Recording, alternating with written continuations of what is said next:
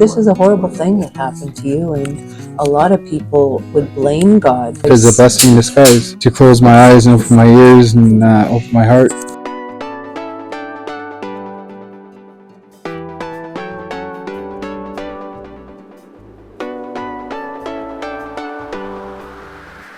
Hello and welcome to the Coffee Connections podcast. My name is Cindy Chase and I am again here at the University of Alberta Hospital. My son is still in here.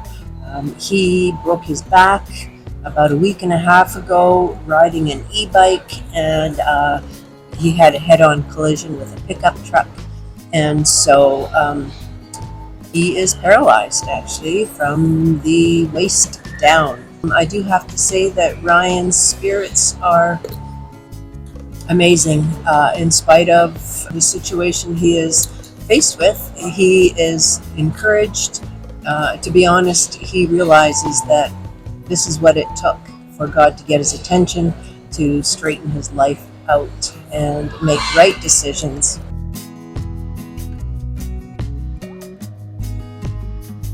I thought, why don't we have Ryan share his near-death experience and how it has affected him? So this is a good opportunity for him to tell what he is going through and what he sees for his future and some changes that he's going to make. We want to talk about the Olympics and the opening ceremonies in Paris. Did you have a chance to watch those? And what did you think? Were you even aware that the Olympics were taking place? To be honest, I don't have TV. I have a TV, but I don't have cable and I don't watch the local news. So if anything catastrophic were to happen, I would have to hear it on YouTube or Facebook. So so question. Did you watch the opening ceremonies of the Olympics, and what did you think? Are you a believer? Are you a Christian? Did you have any thoughts about the parody that was taking place regarding the Last Supper? As a Christian, I find that very offensive, and if Christians were to make fun of and put down LGBT or anything like that, it would be censored, but it's okay for the left to put down Christianity and to mock our Lord and Savior Jesus Christ. I find that offensive. Tell me your thoughts, or if you even saw it. If you didn't see it, go have a look. Comment below and let me know what you thought. Are you watching the Olympics? Who are you supporting? And what country are you from? I'd love to know that.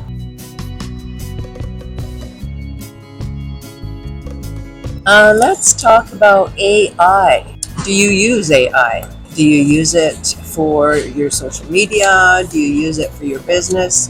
Do you write letters with it? How do you use AI, and what platforms do you use? Personally, I use ChatGPT, the free version. I do social media for my company, Master Graphics Marketing and Design. Or if I'm doing social media for another company and I want to do a post on a certain topic, I go to ChatGPT and I ask specific questions.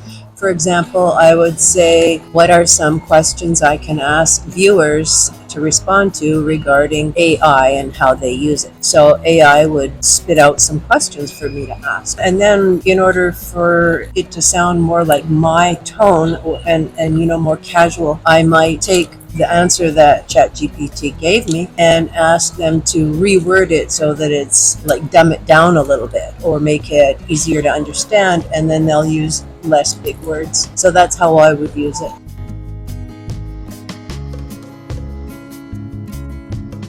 Let's talk about Ryan. Ryan is my son, and I had him when I was 24 years old. I was a single mom. All my life, I went to church with my family, learned about God, read my Bible, and prayed, and had my own relationship with Christ. And so, when you get to be a teenager and then you get to be 18 years old and you want to experience a little bit of worldliness, you want to find out what it is you're missing. So then you start going out to the bar and you move out of your house. You're no longer accountable to your parents. You can make your own decisions. And that's always fun. So that's what I did. I started going to the bar. I loved to dance. I loved to party. And I've always been shy and kind of more reserved, and I found that when I would drink, I had lots of fun because I could be more open and feel less inhibited. I suppose that's the way to say it. I partied and kind of stopped going to church, and okay, long story short, I got pregnant and decided that, you know what, this is my opportunity to start fresh. And not only that, it was my opportunity to have somebody to love me unconditionally. And that's when I had Ryan. And so I raised Ryan, and I realized, you know what, if I raise him by myself, then I can decide the best way to raise him. I can raise him to learn about God. So when he gets older, he can make his own decisions on what God he's going to serve. But when Ryan was probably around 12 or 13, he asked Jesus into his heart and got baptized, which is a public sign showing your decision for Christ. And so he did that. And then when he was a couple years older than that, he started hanging out with some friends that, were getting into trouble. And so Ryan started getting into trouble. And to be completely honest, I started seeing a fellow who was kind of taking some of my attention away from Ryan. So Ryan started not coming home at night and couch surfing. And so a lot of Ryan's life between teenager and even right now, Ryan hasn't been in my life. So having Ryan back in my life is a blessing. He's paralyzed, but he has realized, like I said, that this might be God trying to get his attention to live for him again. So I'm going to let Ryan tell the story, and I'm sure it'll be an ongoing story because this is just the first step of the recovery.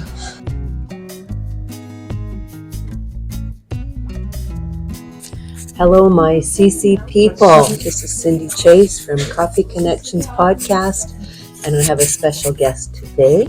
I'm going to introduce you to my son. Welcome, Ryan. Thank you for having me. So happy that you're here. I'm so happy that I'm here with you. Why don't you tell us where we are? We are at the University Alberta Hospital, floor 3F3, room 22. Bed 1. Bed 1. Uh-huh. If you want to come find me.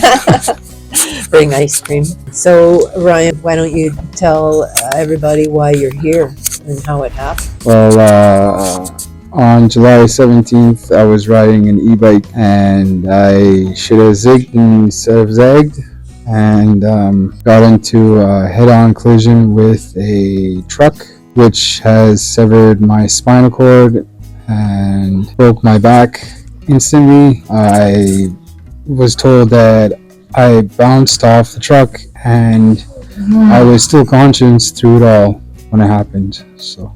And I'm lucky to still be here to be with you guys. Yes, I'm very thankful. I'm very, very thankful. So they did surgery on your back. Yeah. Right? And what did they do to your back? They opened it up. They put 2 rods together to keep my spine straight and to have a better chance of healing and to maybe once again one day walk again. So are the rods side by side on either side of your spine? Yes. Okay. And then the screws are fused to my bone. Oh, wow. Yeah. So you've been in the hospital for just over a week now. Yeah. And when I first started visiting you, as soon as I found out, you were doing a lot of sleeping. What's the pain like now? The pain is still there. I guess it's the back spasms, uncontrollable back spasms, as well as can't get comfortable because I can only lay on so many sides. I gotta keep turning, get turned. Right. So it is uncomfortable, but yeah. I was told, or I was seen by Dr. Ho, who's a very well-known spine specialist. Right.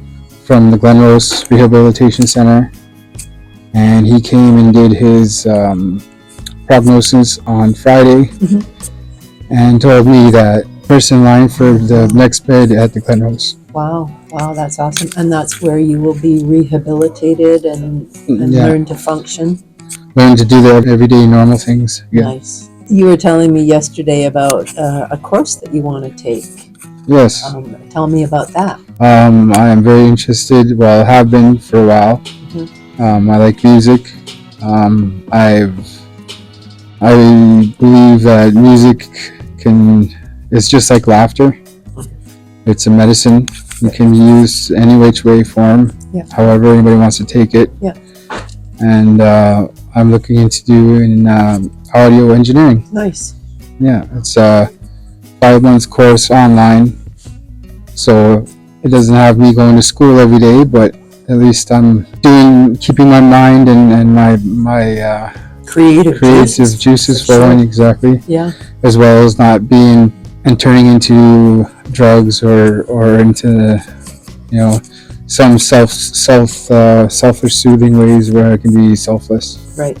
And use my creativity for better. Yeah. Well, I still have some music that you created. You're very talented, and I'm amazed at what you can do just with your phone. Yeah, let alone I was no lessons. It was just self-taught. Right. As well. Wow, nice. What changes do you see happening in your life? How is your life going to change? And how do you hope that it will change? I think the biggest change is learning how to live life without being able to walk. I think it's going to be a challenge. I have to tell you, Ryan, that I am completely amazed and impressed with your attitude and your positive outlook, knowing that this is a horrible thing that happened to you, and a lot of people would blame God, but I see. I think it is a blessing in disguise. Yeah. Maybe to close my eyes and open my ears and open my heart. Yeah. And maybe keep my mouth shut and my ears open. Yeah. There's nothing else to do, so. Do you have anything you want to say to your kids, to anybody that's watching this? I think it's no matter the situation that happens, that we should always be thankful for the free will to be able to live and choose which way to go, whether we can ride a bike or drive a vehicle, but having the option to live is a blessing in itself. Thank you, Ryan. I appreciate you taking the time. I know you're in pain. Are you okay if we come back and visit you again and find out how you're doing and see your progress? Of course. Awesome. Thank you, everyone. Thank you. Thank you for having me. Have a good day. Bye. So I'm hoping and praying that this is the beginning of a wonderful life's journey for Ryan. We all want him to be a part of our life. We're praying that God will give him the ability to walk again. It's a wait and see situation. So pray for Ryan if you think of it. Pray for me to be good support. If you have a near-death experience or with yourself or somebody that you know, please share it in the comments. If you have some ideas for podcasts that you don't mind listening to my voice and you'd like me to look into it, or if you want to be on my podcast, contact me through the comments below. I look forward to hearing from you. This is Cindy Chase from Coffee Connections Podcast. Bye for now.